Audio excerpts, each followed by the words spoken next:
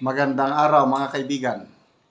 Pag-usapan natin ngayon, gaano katapang si VP Inday Sara. Una akong bumilib kay Mayor Sara pa noon nung sinapak niya yung sheriff. Yung sabi ko sarili ko, ito ang gusto kong leader, nananapak.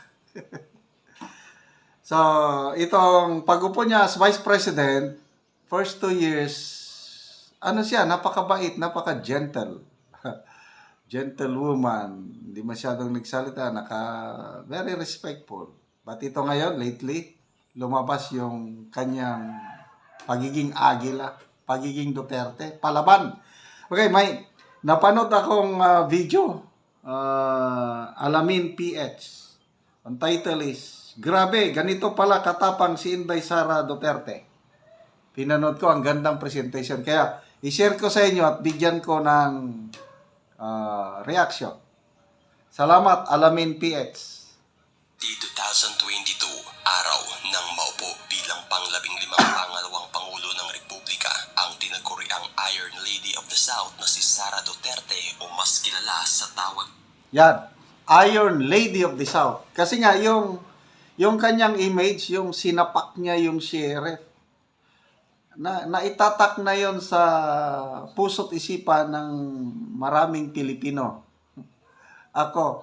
Kaya nung lumalabas sa mga surveys na siya ang number 1 sa mga presidential surveys, sabi ko, gusto ko ito. Ito ang bubutuhan ko. Kaya lang, sayang, hindi natuloy. Bakit? Pumayag siyang naging vice presidente ng isang weak leader. Na Inday Sara. Si Inday Sara ang naging pinakabatang vice-presidente sa kasaysayan ng Pilipinas kung saan nasa 44 na taong gulang lamang ito nang siya'y mahalal. Ngunit bago pa man nakuha ni Sara ang national position, una na itong naging mayor ng Davao taong 2010 kung saan naging kauna-unahang ring babae at pinakabatang nahalal na mayor sa kasaysayan ng Davao. Naging mas tumunog pa ang pangalan ni Inday Sara sa publiko nang mangyari ang isang insidente sa Davao kung saan walang alinlangan niyang sinuntok ang isang court sheriff na umano'y nagpapatupad ng isang maras na demolisyon. Bagay na dito na nga unti-unting nakitaan ng pagkahambing na karakter si Sara sa kanyang amang si Rodrigo Duterte kung saan makarisma, matapang at kamayng bakal ang paraan ng pamumuno. At nang dahil nga sa naturang iron fist rule ng mag-amang Duterte sa siyudad ng Davao, tiningala ito at nagustuhan ng halos buong sambayanan kung saan mismong mga taga-suporta na ang nagtulak sa kanila na tumakbo sa national position. Kaya ngayon ay ating tatalakayin at alamin ang makabuluhang storya ng buhay ni Inday Sara Duterte at ang mismong tagumpay nitong nagawa sa mundo ng politika.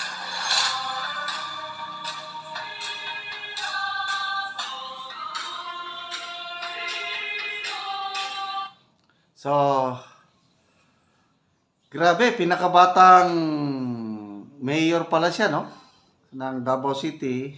Ngayon ko lang nalaman na siya, tapos first female mayor ng Davao City. Tapos pinakabatang vice-presidente at 44 years old. So, grabe. Okay, tuloy natin ang ni Alamin PS. Asawang sina dating Pangulong Rodrigo Duterte at Elizabeth Zimmerman Duterte na isang guro at flight attendant. Ipinanganak si Sara noong May 31, 1978 sa lungsod ng Davao kung saan may dalawang kapatid ito sa parehong magulang na sina Paulo Duterte, nakatatandang kapatid, at Sebastian Duterte, kababatang kapatid. Ngunit may half-sister din si Sara o bunsong kapatid sa pangalawang asawa ng kanyang ama at ito ay si Veronica Duterte o mas kilala sa tawag na Kitty Duterte. Bata pa lamang si Sara ay nakitaan na ito ng parehong karakter ng kanyang amang si Rodrigo Duterte kung saan palaban, independent at walang takot. Ngunit minsan na rin hindi naging maganda ang relasyon ni Inday Sara sa kanyang ama nang dahil sa umano'y mga late night activities nito at pagiging babaero na siyang minsan na rin inamin ni Duterte. At nang magkahiwalay nga sina Elizabeth Zimmerman at Rodrigo Duterte, dito na mas pinili ni Sara na sumama sa kanyang ina. Bagay na minsan nang sinabi ni Inday Sara na ang relasyon niya sa kanyang ama ay not very close o hindi sila gaanong malapit sa isa't isa. Ngunit sa likod ng tila love-hate relationship ng mag-ama, tinuring pa rin ni Rodrigo Duterte si Inday Sara bilang pinakapaboritong anak. Si Inday Sara ay nag-aral sa San Pedro College sa Davao kung saan nagtapos ito sa kursong BS Respiratory Therapy taong 1999. Ngunit kumuha ng pag-aabogasya si Sara sa San Beda College na kalaunan ay lumipat at nagtapos sa San Sebastian College sa Recoletos taong 2005. Bagay na sa parehong taon, 2005, kaagad ding nakapasa si Sara sa Philippine Bar Examination. At nang maging ganap ng abogada si Sara, nagtrabaho ito bilang court attorney sa opisina ni Supreme Court Associate Justice Romeo Callejo Sr. October 27 taong 2007, araw nang ikasal si Inday Sara sa kanyang partner na si Manasseh Mans Carpio na kapwa abogado rin na galing sa mga kilalang angkan sa Davao.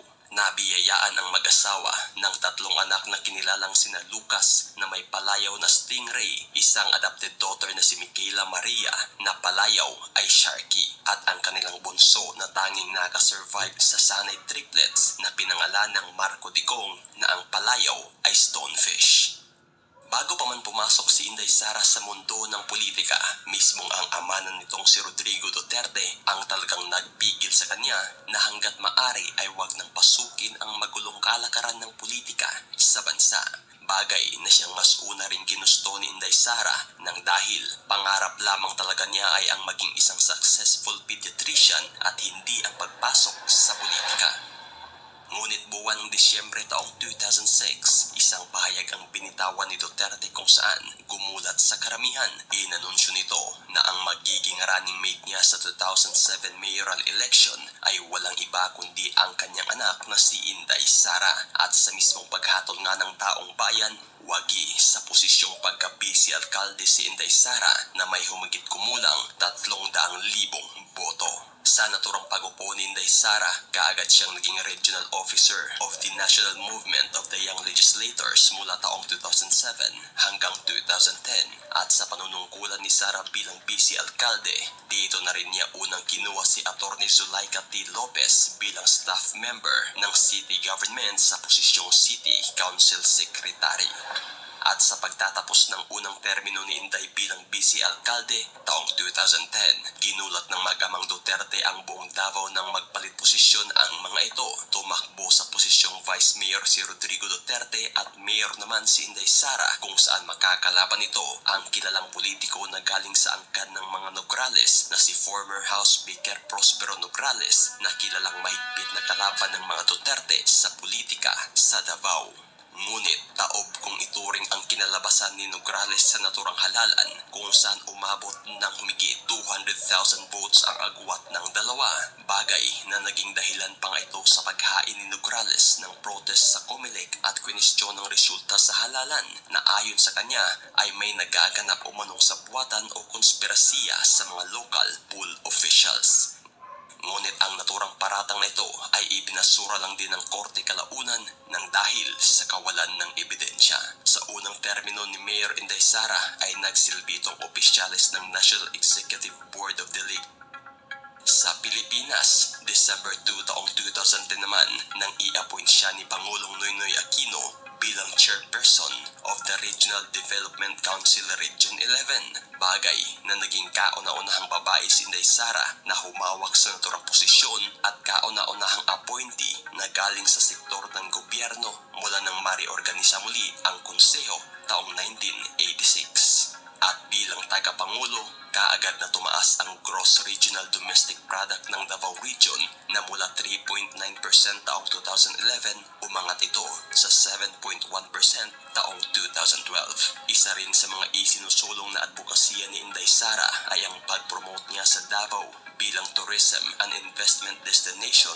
na may tagline na Davao, Life is Here. Ngunit isa sa pinaka-nagpatunog ng pangalan ni Inday Sara sa unang termino nito bilang mayor ay nang masangkot ito sa kontrobersiya kung saan sinuntok niya ang isang court sheriff na nagngangalang Abby Andres. June 1 taong 2011, araw ng ipinatupad at pinangunahan ni Court Sheriff Abby Yan, tungkol yan sa pagdemolish sa mga squatters.